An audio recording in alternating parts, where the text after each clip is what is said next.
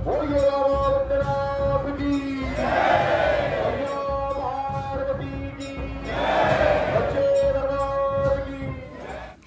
দ্বাদশ জ্যোতির্লিঙ্গের মধ্যে অন্যতম হল বৈদ্যনাথ ধাম, যেটি দেওঘরে অবস্থিত। তার পাশাপাশি এখানে কিন্তু রয়েছে একটি শক্তিপীঠ, যেখানে সতীর হৃদয়ে পড়েছিল। সব মিলিয়ে দেওঘর কিন্তু অত্যন্ত পবিত্র একটি স্থান। তার সাথে সাথে এখানে জড়িত রয়েছে অনুকূল ঠাকুরেরও সৎসঙ্গ আশ্রম। সেই জন্য আমরা এই বছর হোলিতে চলে গেছিলাম দেওঘরে। আজকের ভিডিওতে তারই প্রথম দিনের অভিজ্ঞতা আপনাদের সামনে তুলে ধরব। আগের ভিডিওতে তো আপনারা দেখেছেনই কিভাবে আমরা কলকাতা থেকে দেওঘর এয়ারপোর্টে ফ্লাইটে করে এসেছি। এবার ফ্লাইটে নেমে এয়ারপোর্টের বাইরে থেকে আমরা একটি গাড়ি বুক করে নিয়েছিলাম। আমাদের ভাড়া নিয়েছিল 400 টাকা। এরপর সেই গাড়ি করে আমরা পৌঁছে গেছিলাম আমাদের হোটেলে, যেটি মন্দির থেকে মাত্র 200 মিটার দূরে অবস্থিত। নমস্কার সকলকে। আজকে আমরা এখন রয়েছি বৈদ্যনাথ ধামে। এটা আমাদের ডে 1। এখন দাঁড়িয়ে রয়েছে একদম হোটেলের নিচেই। তো প্রথমে আপনাদের এখানকার যে হোটেল তার একটা রিভিউ দিয়ে দিই, চলুন দিয়ে দিই আপনাদের এখানকার যে হোটেল শিবলোকে আমাদের যে রুমটা রয়েছে তার রুম ট্যুরটা। এই হলো আমাদের রুম, বেশ পরিষ্কার পরিচ্ছন্ন আর কিন্তু ভীষণ সুন্দর ইন্টেরিয়ারটা। এটা একটা ডাবল আর প্লাস ওপাশে একটা ট্রিপল বেডরুম রয়েছে, বেশ স্পেসিয়াস কিন্তু লাগছে। তার সাথে দেখছি খুব সুন্দর একটা বড় আয়না রয়েছে এবং তার সাথে রয়েছে টিভি। ওদিকে কিন্তু এসিও রয়েছে। আপনারা এসি নন এসি দুটোই নিতে পারেন। আপনারা যদি এসি নেন তার চার্জেস একটু বেশি, আর আপনারা নন এসি নেন তার চার্জেস কিন্তু একটু কম। আমাদের এই রুমটা এখন পড়েছে 1800 টাকা পার নাইট। আপনারা যখন বুক করবেন আমি বুকিং নাম্বারটা দিয়ে দেবো নিচে এবং ডিসক্রিপশন বক্সে, ওনাদের সাথে কথা বলে কিন্তু দরদামটা করে নেবেন। আমার তো মোটামুটি হোটেলটা খুব ভালো লেগেছে, ভীষণ নিট অ্যান্ড ক্লিন এবং এখানকার স্টাফ যারা রয়েছে তাদের বিহেভিয়ারও ভীষণ ভালো, খুব হেল্পফুল। আর বাথরুমটাও দেখে নিই, এই রয়েছে বাথরুমটাও ভীষণ ক্লিন অ্যান্ড ক্লিয়ার। তার সাথে দেখছি ওপরে রয়েছে গিজার, সুতরাং শীতকালেও যদি আপনারা আসেন কোনো সমস্যা হবে না। তো সব মিলিয়ে হোটেলের রিভিউ খুব ভালো। এবার চলুন আমাদের ডে 1 শুরু হবে বাবার মন্দিরে দর্শন দিয়ে, সেখানে যাওয়া যাক। যেহেতু দুপুরবেলা মন্দির বন্ধ থাকে, আমরা ঠিক করলাম আগে এখানকার যে সৎসঙ্গ আছে সেখানে ঘুরে আসব।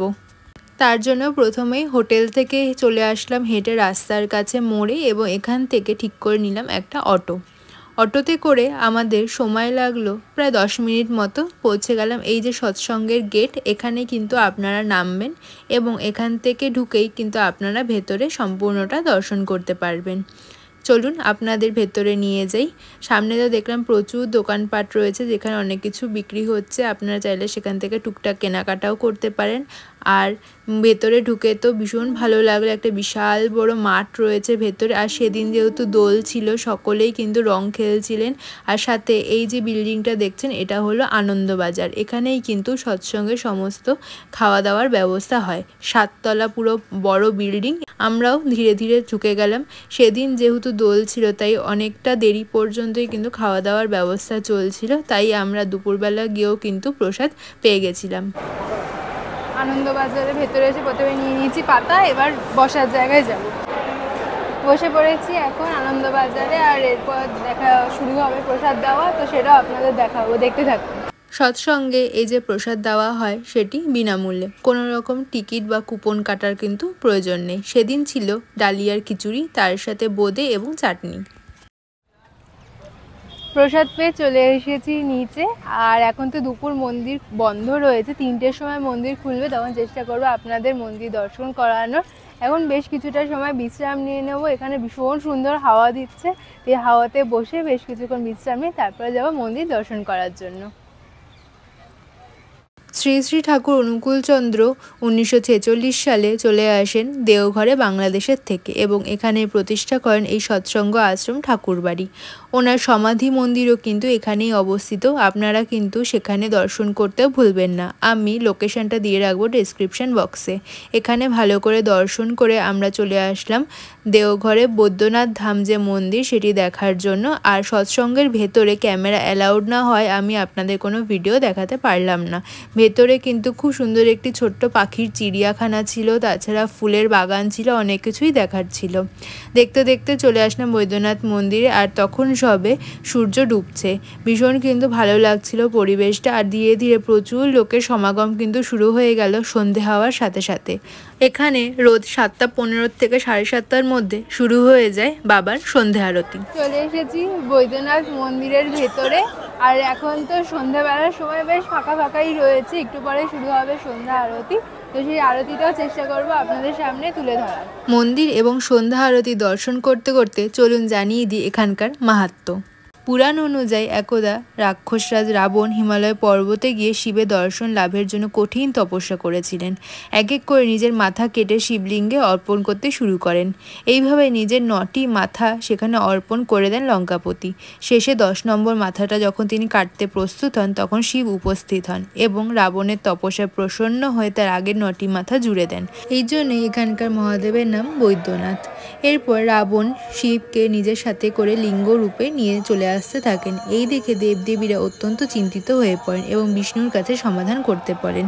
বিষ্ণু তখন রাবণের পেটে বরুণদেবকে যাওয়ার নির্দেশ দেন। এর ফলে দেওঘরের কাছে রাবণের পেটে গোলমাল শুরু হয়। তখন রাবণ সামনে গোয়ালা বেশরূপী বিষ্ণুকে দেখতে পান এবং তার হাতে শিবলিঙ্গ ধরিয়ে দেন।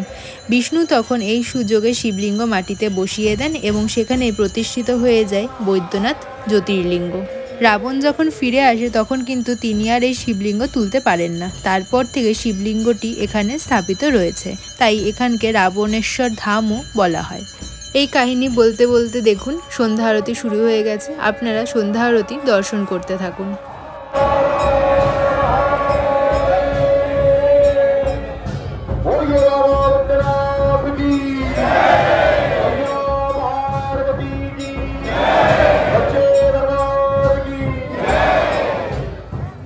সন্ধ্যা আরতি দর্শন করলাম, আশা করছি আপনাদের সন্ধ্যা আরতি দেখে খুব ভালো লাগলো। এরপর যাব এখানকার যে বৈদ্যনাথ বাবার জ্যোতির্লিঙ্গ সেই দর্শন করার জন্য। দেখা যাক লাইন কত কি পড়ে, আপনাদেরও সেই দর্শন করাটা চেষ্টা করবো। তো চলুন। মন্দির সন্ধ্যাবেলা 6টার থেকে রাত 9টা অবধি কিন্তু খোলা থাকে। আপনারা যখন এখানে বাবার দর্শন করতে যাবেন তখন এই মন্দিরগুলো মাঝখানে এই যে গলিটা রয়েছে, এই গলিটা দিয়ে এসে কিন্তু লাইন শুরু হচ্ছে।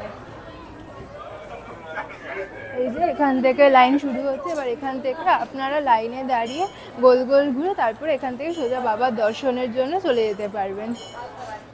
আপনারা যদি দিনের বেলা দর্শন করতে আসেন তাহলে কিন্তু আপনাদের পেছন থেকে ঘুরে এখানে যে ধোবিঘাট আছে সেইখান থেকে লাইন শুরু করতে হবে। ভোর 4টের থেকে কিন্তু মন্দির খুলে যায় এবং দুপুরে 3:30 পর্যন্ত মন্দির খোলা থাকে। এছাড়া বাবার যে স্পর্শ দর্শন বা রুদ্রাভিষেক জলাভিষেক হয় সেটাও কিন্তু একমাত্র ওই ভোরবেলাতেই হয়। এখন এই সন্ধেবেলা আপনারা দর্শন করতে পারছেন বাবার শৃঙ্গার দর্শন। বাবার দর্শন তো করলাম, খুব ভালো লাগলো। এই সময়টা সন্ধ্যাবেলা একটু ফাঁকা ফাঁকা থাকে, তাই ভালো মতো দর্শন হয়ে গেছে। আপনাদেরও দর্শন করাতে পেরে খুব ভালো লাগলো আমার। এরপর এই মন্দিরের আশেপাশে যে সমস্ত ছোট ছোট মন্দিরগুলো আছে সেই মন্দিরগুলো আপনাদের দর্শন করাবো। তো চলুন। বাবা জ্যোতির্লিঙ্গ দর্শন করার পর সবচেয়ে গুরুত্বপূর্ণ হলো কিন্তু নন্দী বাবার দর্শন করা। মন্দিরে একদম গায়ে লাগোয়াই রয়েছে নন্দী বাবার মন্দির। এখানেও কিন্তু আপনারা এসে প্রথমে নন্দী বাবাকে প্রণাম করে ওনার কানে মনস্কামনা বলতে পারেন এবং ওনার কাছে প্রার্থনা করতে পারেন।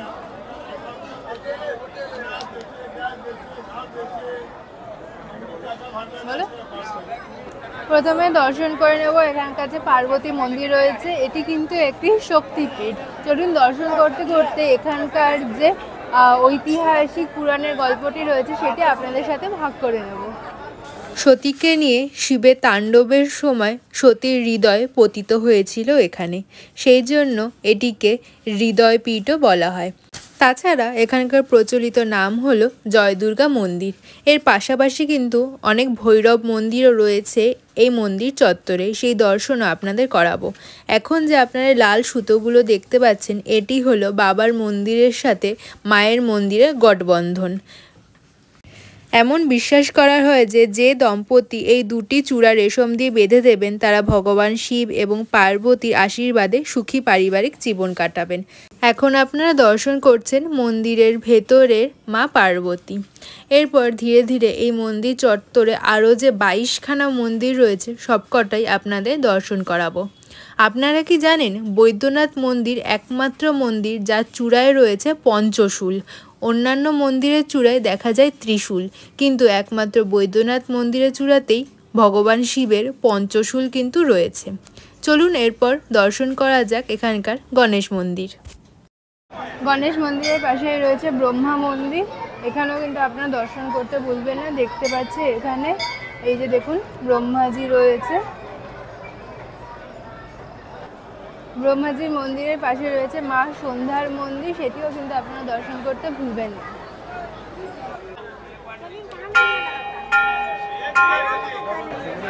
তারপরে আপনাদের একটি মেন দর্শন আছে এখানকার মহাকাল ভৈরবের দর্শন। বাবা ভোলেনাথের দর্শন করার সাথে সাথে কিন্তু মহাকাল ভৈরবজিরও দর্শন করা অত্যন্ত গুরুত্বপূর্ণ, তাই আপনারা কিন্তু ভৈরবজি দর্শন করতেও একদম ভুলবেন না।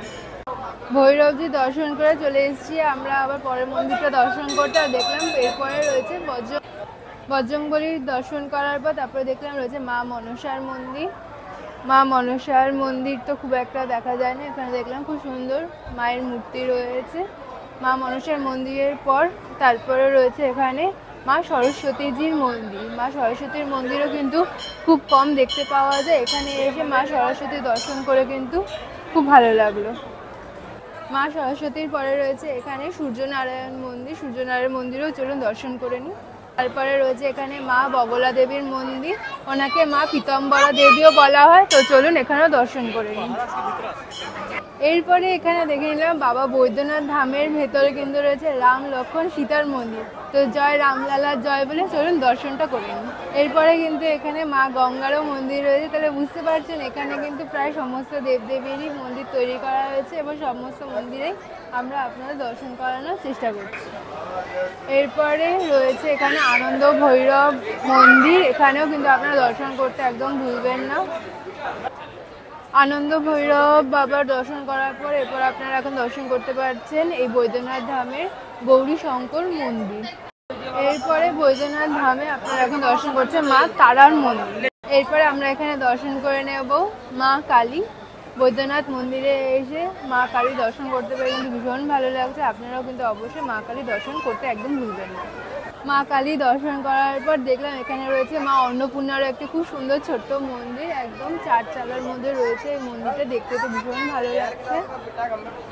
আমার পেছনে এখন আপনারা দর্শন করতে পারছেন বাবা বৈদ্যনাথ ধামের যে চন্দ্রকূপ, যেখান থেকে বাবার নিত্য প্রয়োজনীয় পুজোর জন্য যে জল এখান থেকেই কিন্তু নেওয়া হয় এবং এই জল দিয়ে একমাত্র বাবার অভিষেক পূজন সবকিছু হয়।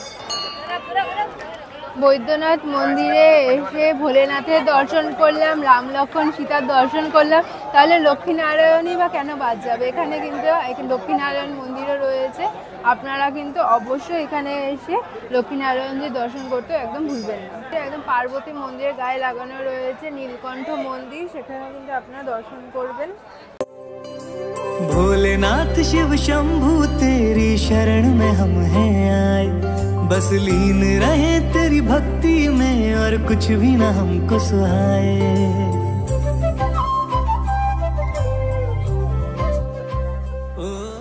ফাইনালি আমাদের সমস্ত মন্দির দর্শন করা কমপ্লিট হয়ে গেছে। আশা করছি আপনাদের দর্শন করতে পেরে ভালো লাগলো। আমাদের এই ভিডিওটি এখানেই শেষ করছি, দেখা হবে পরের ভিডিওতে। ভালো থাকবেন। এই ভিডিওটি ভালো লাগলে একটি লাইক করে দেবেন, কমেন্টে আমাদের জানাবেন, সাবস্ক্রাইব করে পাশে থাকবেন আর শেয়ার করে দেবেন নিজেদের বন্ধুবান্ধব আত্মীয়র সঙ্গে। ডে 2 ভিডিও আসবে এরপরে। ভালো থাকবেন, ধন্যবাদ। পরের ভিডিওতে আপনাদের নিয়ে যাব দেওঘরের লোকাল সাইট সিনে, যেখানে আপনারা দেখতে পাবেন নওলাখা মন্দির, এছাড়া ত্রিকুট পর্বত, তপোবন ইত্যাদি অনেকগুলি জায়গা। সেজন্য কিন্তু আমাদের অবশ্যই ফলো রাখবেন। এই ভিডিওটা দেখার জন্য অনেক অনেক ধন্যবাদ। হর হর মহাদেব। भोलेनाथ शिव शंभू तेरी शरण में हम हैं आए, बस लीन रहे तेरी भक्ति में और कुछ भी ना हमको सुहाए। देवों के देव मेरे महादेव, हम तेरा ही ध्यान